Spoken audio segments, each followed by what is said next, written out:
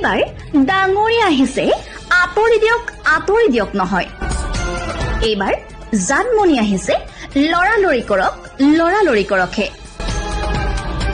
খাকীৰ আগে দৌৰি এজন যুৱকে চিঞৰি গ'ল এনেদৰে এতিয়া কিবা বুজিলেনে আপুনি হয়তো ভাবিছে বিয়া দি উলিয়াই দিয়া ছোৱালীজনী জোৱাইৰ লগত আপোন ঘৰখনলৈ আহিছে নাভাবিবনো কিয় প্ৰথমে আবকাৰীয়েও তেনেদৰে ভাবিছিল কিন্তু পিছতে ওলাল উৰহি গছৰ এই জানমণিজনী বিয়া দি উলিয়াই দিয়া মৰমৰ যিজনী নহয়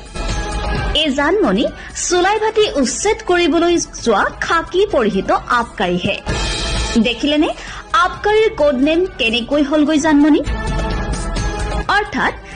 জানমণি অহাৰ চিঞৰ শুনাৰ লগে লগে হস্তম হৈ পৰি সেই অঞ্চলৰ চুলাই বেপাৰী আৰু চুলাই প্ৰেমীসকলো